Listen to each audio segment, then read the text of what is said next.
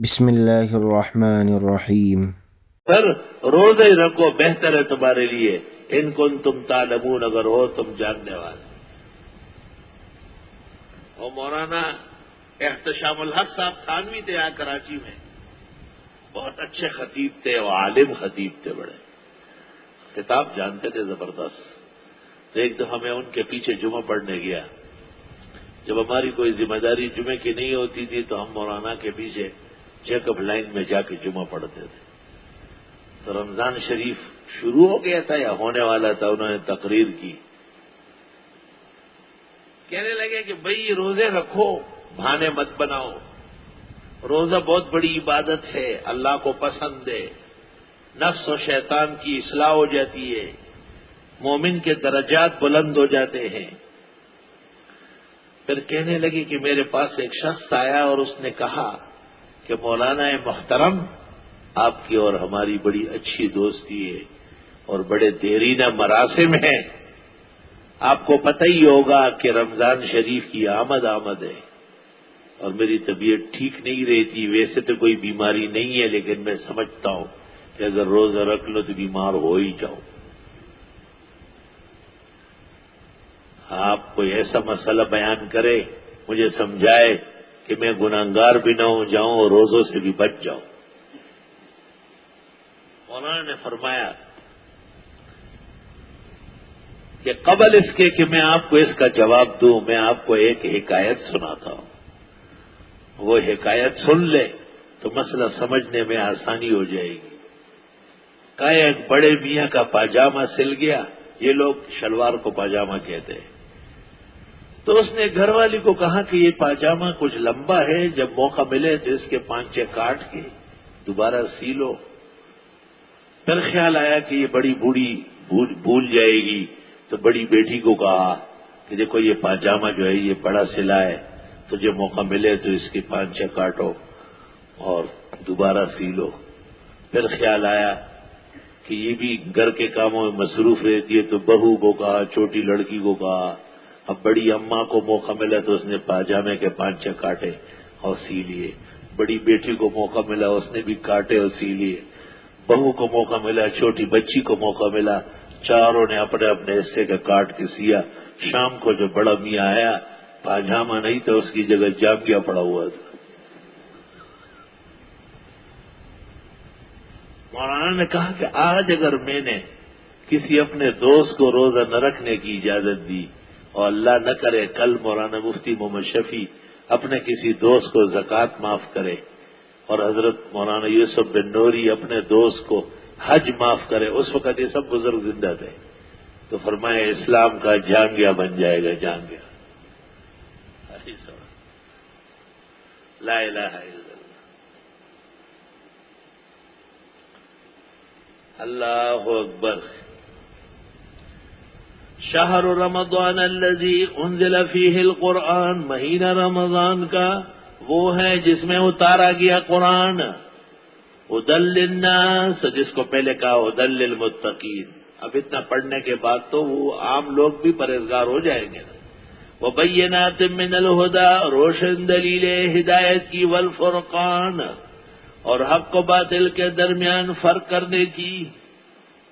رمضان المبارک میں قرآن آیا ہے، اس قرآن کے شکر میں روزے رکھو سال میں ایک دفعہ، اور اس قرآن کو تراویح میں سنو اور اس کو تفسیر میں سمجھو احسن العلوم آ کر۔ فمن شہد منکم الشہر فلیصم، جو کوئی چاند دیکھے تم میں سے رمضان شریف کا، پس مسلمان روزہ رکھے۔ فمن شہدہ، فمن حضرہ، جو کوئی موجود رہے رمضان کے مہینے میں اور مہینہ شروع ہو گیا، فلیصم ہو، بس وہ روزہ رکھے۔ ومن کان مریضا، اور جو کوئی بیمار ہو، علی سفر، یا سفر پر ہو، فعدۃ من ایام اخر، بس گنتی پوری کرے اور دنوں کی۔ یرید اللہ بکم الیسر، چاہتے اللہ تمہارے لیے آسانی، ولا یرید بکم العسر، اور نہیں چاہتے تم کو دقت میں ڈالنا۔ وَلِتُكْمِلُوا الْعِدَّةَ، اور پوری کرو گنتی، وَلِتُكَبِّرُوا اللَّهَ عَلَى مَا هَدَاكُمْ، اور بڑائی بیان کرو اللہ کی، اس نے تمہیں سمجھ دی، وَلَعَلَّكُمْ تَشْكُرُونَ، اور تمہیں شکر کرنا چاہیے۔ رمضان المبارک میں دعائیں بڑی اکثیر ہوتی ہے، خالی پیٹ خالی میدان، قرآن کے درس اور تلاوت میں مشغول، اللہ تعالیٰ کے احکام و خوشنودی کے لیے تیار ٹھنڈا پانی، گرم روٹی، سالن سب موجود، لیکن سوچ بھی نہیں سکتا۔ وَإِذَا سَأَلَكَ عِبَادِي عَنِّي فَإِنِّي قَرِيبٌ، جب آپ سے پوچھے میرے بندے میرے بارے میں، پس میں بہت نزدیک ہوں۔ سیوطی نے مفہمات قرآن میں لکھا ہے، ایک جماعت اعراب نے پیغمبر سے پوچھا، اقریب ربنا فنناجیہ ام بعید فننادیہ، رب قریب ہے کہ سرگوشی کرے یا دور ہے کہ چلا کے پکارے؟